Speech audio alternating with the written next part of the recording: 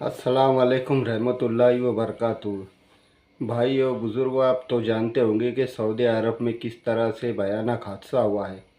आज उसी हादसे की एक कहानी मैं आपको बताने वाला हूँ किस तरह से यह हादसा हुआ था। उससे पहले आपसे गुजारिश है कि हमारे इस चैनल को सब्सक्राइब और शेयर ज़रूर कीजिएगा। वीडियो में हम आपके साथ शेयर करने वाले हैं सऊदी अरब में हुए दिल दहला देने वाले बस हादसे की वो दास्तान जिसे इतिहास के पन्नों पर काले अक्षरों से लिखा जाएगा, जिसकी खबर सुनते ही हर इंसान की रूह कांप जाती है। तो आइए जानते हैं इस पूरे वाकये को शुरुआत से। 17 नवंबर 2025 की रात एक लग्जरी वाइट टूरिस्ट बस सऊदी अरब के मक्का शहर से निकलकर मदीने की तरफ जा रही होती है। बस में कुल 40 से भी ज्यादा इंडियन हज यात्री सवार होते हैं, जिनमें से ज्यादातर इंडिया के तेलंगाना और हैदराबाद शहर से उमराह हज पर आए हुए थे। इनमें से कई लोग पहली बार सऊदी अरब के लिए निकले थे। उन्होंने पहली बार मक्के की खुशबू महसूस की थी और अब मदीने के नूर का इंतजार कर रहे थे।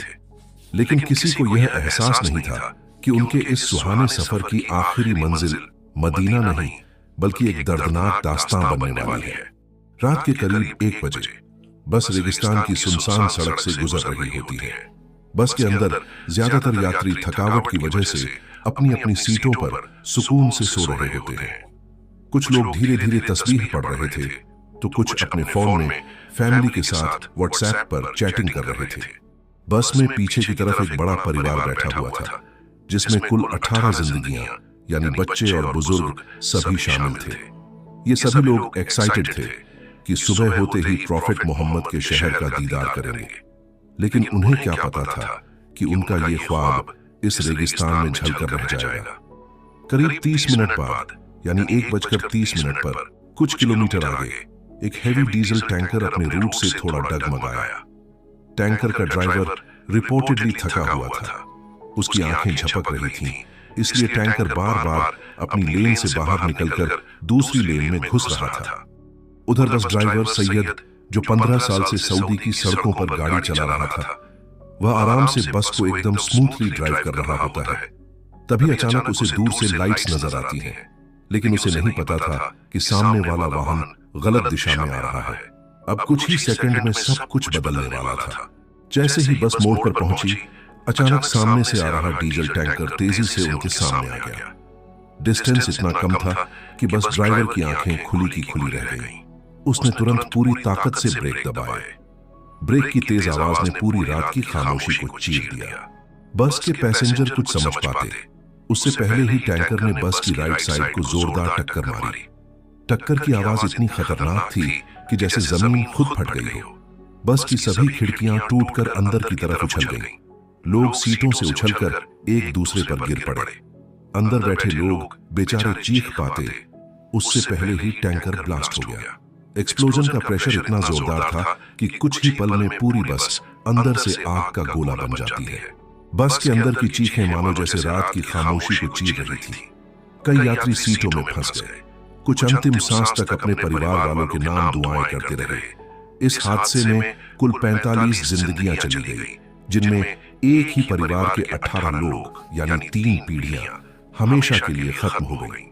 हादसे से करीब 700 मीटर दूर एक छोटा मेंटेनेंस कैंप था, जहां 2 वर्कर आराम से बैठकर चाय पी रहे थे।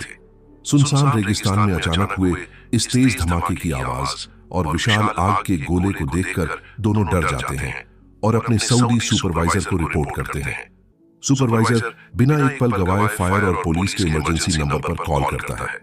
लगभग 10 मिनट बाद पुलिस और एम्बुलेंस की रेस्क्यू टीम वहां पहुंच जाती है, लेकिन आग की लपटें इतनी तेज थी कि रेस्क्यू टीम्स को भी पास जाने का मौका नहीं मिल रहा था।